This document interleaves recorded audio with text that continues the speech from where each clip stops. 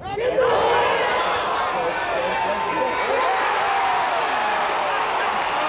Stewart is the 1999 U.S. Open champion. Oh, my.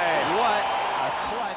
While the world remembers Payne Stewart for sinking that 15-foot putt to win the 1999 U.S. Open, people around the Ozarks remember him as the kid from Greenwood High School who played at Hickory Hills Country Club, who followed his dreams to become the winningest golfer from Missouri. He was just a good old Springfield boy.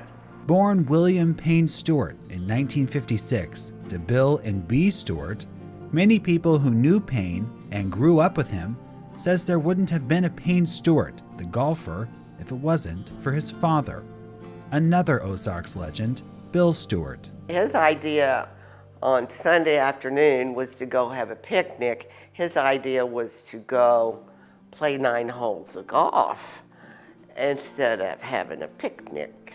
So we'd go play golf, and he always had his pockets full of golf balls, so if you hit a bad ball, here, hit another one.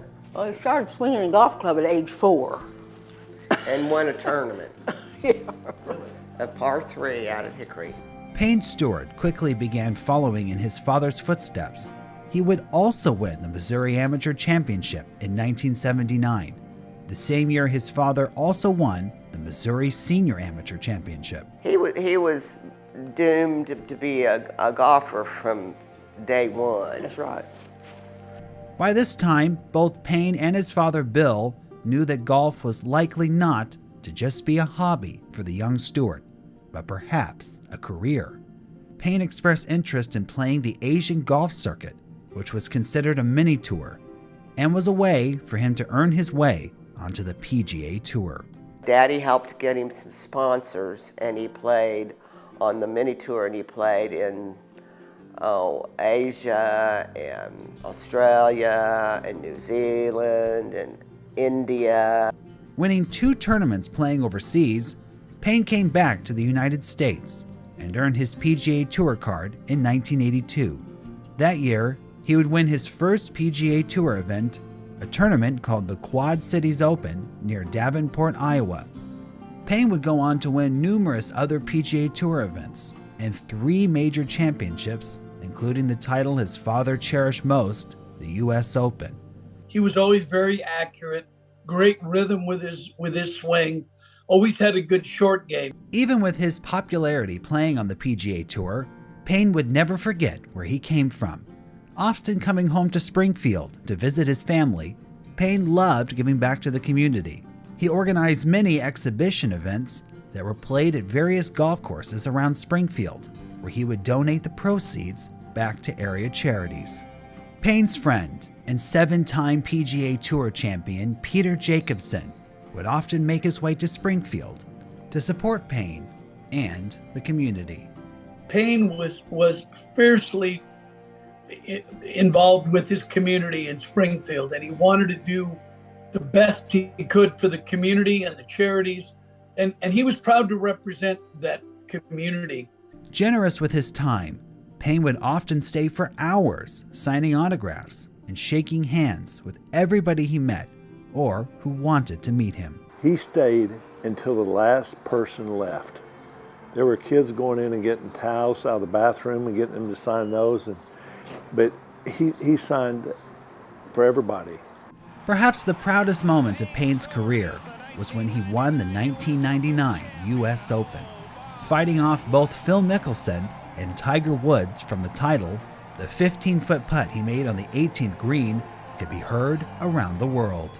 His family and friends cheered him on from their living rooms in Springfield and around the Ozarks, wondering he might just do this. I'd go like this, so I wouldn't, his putt would go in. I'd walk outside and walk around the yard and then come back in and ask Jim what happened, or, it was nerve-wracking.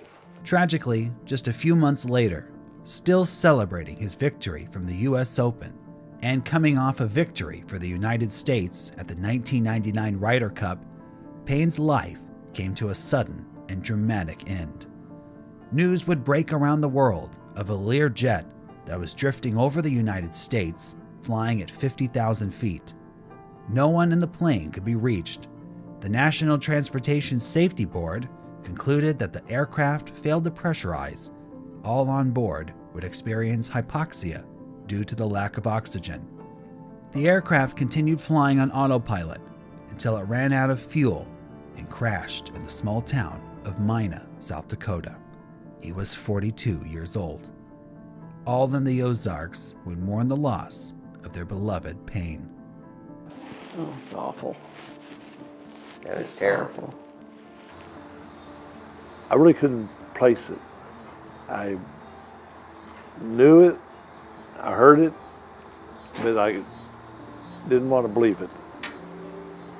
Jim Morris, one of Payne's closest friends, and a man many say became like a father to Payne after his father Bill passed away years earlier, released a statement after Payne died that read Payne flew to 50,000 feet and just kept going to heaven.